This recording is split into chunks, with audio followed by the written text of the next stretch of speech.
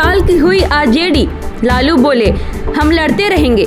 नेताओं के लिए भी स्पेशल भोज। राष्ट्रीय जनता दल के 30वें स्थापना दिवस का मंच इस बार सिर्फ जश्न का नहीं बल्कि 2026 के चुनावी रण का ट्रेलर बन गया। पटना स्थित आरजेडी कार्यालय से ऐसे राजनीतिक संदेश निकले जिन्होंने साफ कर दिया कि पार्टी अब पूरी तरह चुनावी मोड में आ चुकी है।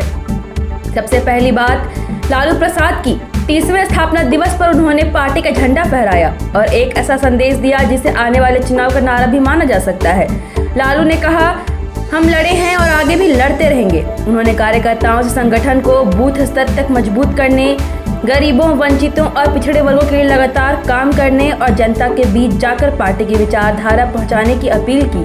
लालू ने साफ कहा कि आरजेडी ने हर दौर में संघर्ष किया है और आगे भी अपने सिद्धांतों के पीछे नहीं हटेगी। लेकिन असली राजनीतिक गर्मी तब बढ़ी जब मंच पर तेजस्वी यादव पहुंचे। उन्होंने सिर्फ बंगला विवाद पर सफाई नहीं दी बल्कि मुख्यमंत्री सम्राट चौधरी पर भी अब तक का सबसे तीखा हमला बोला। तेजस्वी ने कहा कि हमें सुरक्षा या बंगले की चिंता नहीं, मेरा जन्म सर्वेंट क्वार्टर में हुआ था, हम 2 कमरों में भी रह सकते हैं। उन्होंने आरोप लगाया कि जिन लोगों को सरकारी आवास रखने का अधिकार नहीं है उनके पास भी सरकारी आवास हैं और इस मुद्दे पर सिर्फ राजनीति की जा रही है। तेजस्वी ने आरोप लगाया कि जिन लोगों को सरकारी आवास रखने का अधिकार नहीं है उनके पास भी सरकारी आवास हैं। स्पीकर के आवास में रामकृपाल यादव रह रहे हैं और डिप्टी सीएम के आवास में निशांत कुमार रह रहे हैं। उन्होंने कहा, हमारे परिवार में जनप्रतिनिधि हैं, लेकिन यह भी बताइए कि चिराग पासवान के परिवार में भी सभी को घर चाहिए, जीतन राम मांझी के परिवार में भी चाहिए और उपेंद्र कुशवाहा के परिवार में के लोगों को भी आवास चाहिए। इसके बाद तेजस्वी ने सीधे मुख्यमंत्री सम्राट चौधरी को निशाने पर लेते हुए उन्हें अंगूठा छाप मुख्यमंत्री तक कह दिया।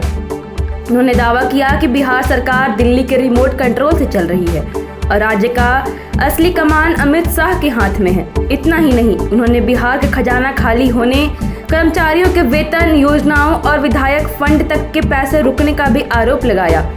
तेजस्वी यही नहीं रुके, उन्होंने कहा कि पार्टी को 30 साल हो गए लेकिन आज तक कोई इस पर उंगली नहीं उठा सकता। यह संघर्ष करने वाली पार्टी है और मुझे पूरा विश्वास है कि हम सभी मिलकर लालू जी की विचारधारा को जन जन तक पहुंचाएंगे।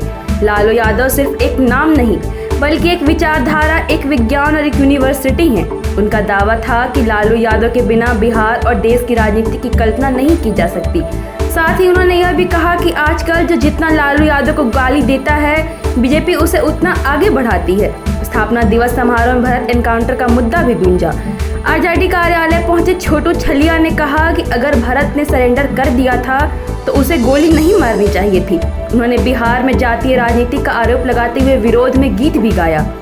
लेकिन तेजस्वी यादव का हमला सिर्फ बंगला विवाद या मुख्यमंत्री चौधरी तक सीमित नहीं रहा। उन्होंने बिहार की आर्थिक स्थिति को लेकर भी सरकार पर गंभीर सवाल खड़े किए। तेजस्वी ने दावा किया कि बिहार का खजाना खाली हो चुका है, लेकिन आरोप लगाया कि सरकार के पास कर्मचारियों को समय पर वेतन देने तक के पैसे नहीं है, विकास योजनाओं के लिए फंड नहीं है और यहाँ तक कि विधायकों के फंड का पैसा भी रोक दिया गया है। उनके मुताबिक सरकार में बैठे कुछ बेईमान अधिकारी भ्रष्टाचार में लिप्त हैं, जिसकी वजह से पूरे सिस्टम पर असर पड़ रहा है। इसके बाद तेजस्वी ने मुख्यमंत्री सम्राट चौधरी पर बेहद व्यक्तिगत और राजनीतिक हमला बोलते हुए कहा कि जो अपनी पगड़ी नहीं संभाल पाए वो बिहार क्या संभालेंगे। उन्होंने आरोप लगाया कि इस तरह गरीबों के घरों पर बुलडोजर चलाया जा रहा है और वहीं एक और सरकार जनता के असली मुद्दों से ध्यान भटका रही है। यही नहीं, तेजस्वी ने बीजेपी और आरएसएस के खिलाफ भी अपना रुख साफ करते हुए कहा कि वह अंतिम सांस तक बीजेपी और आरएसएस से लड़ते रहेंगे।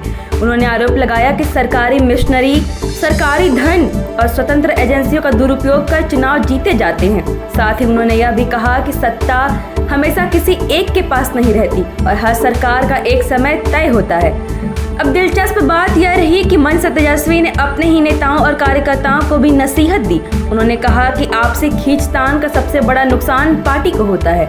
विधानसभा चुनाव में सीटें सीमित होती हैं, लेकिन सभी नेताओं को धैर्य रखना चाहिए। उन्होंने भरोसा दिलाया कि सरकार बनने पर सभी को सम्मान मिलेगा, लेकिन फिलहाल संगठन को मजबूत करना सबसे बड़ी प्राथमिकता है। कुल मिलाकर तेजस्वी के भाषण में सरकार पर तीखे हमले, चुनावी संदेश और अपनी पार्टी को एकजुट करने की कोशिश तीनों साफ तौर पर दिखाई दी। दूसरी ओर कार्यक्रम में संगठनात्मक राजनीति पर भी बड़ा फोकस देखने को मिला। पार्टी नेताओं ने साफ संदेश दिया कि अब बूथ स्तर पर संगठन को मजबूत किया जाएगा। गांव-गांव और पंचायत स्तर पर कार्यकर्ताओं को सक्रिय करने की रणनीति बनाई गई ताकि आगामी चुनाव में इसका फायदा मिल सके। कार्यक्रम के दौरान नेताओं ने लालू प्रसाद यादव का लालटेन भेंट कर स्वागत किया। पार्टी कार्यालय को झंडों और पोस्टरों सजाया गया था। कार्यकर्ताओं ने केक काटा, मिठाइयां बांटी और संगठन को मजबूत करने का संकल्प लिया। अब अगर पूरे कार्यक्रम का राजनीतिक विश्लेषण करें तो 3 बड़े संदेश निकलकर सामने आते हैं। पहला, लालू यादव ने संघर्ष और सामाजिक न्याय की राजनीति को फिर से पार्टी का मुख्य एजेंडा बनाने का संकेत दिया। दूसरा, तेजस्वी यादव ने बंगला विवाद को भावनात्मक मुद्दा बनाते हुए सत्ता बनाम विपक्ष की लड़ाई के रूप में पेश करने की कोशिश की और मुख्यमंत्री सम्राट चौधरी पर बेहद आक्रामक हमला बोला। तीसरा, 30वां स्थापना दिवस केवल एक उत्सव नहीं रहा, बल्कि आरजेडी ने इसे आगामी चुनावों के लिए कार्यकर्ताओं को सक्रिय करने और चुनावी अभियान के शुरुआती हुंकार में बदल दिया। यानी साफ है कि आरजेडी ने अपने 30वें स्थापना दिवस को शक्ति प्रदर्शन, संगठन विस्तार और चुनावी संदेश तीनों का मंच बना दिया है। अब देखना दिलचस्प होगा कि राजनीतिक आक्रामकता का जवाब एनडीए किस तरह से देती है।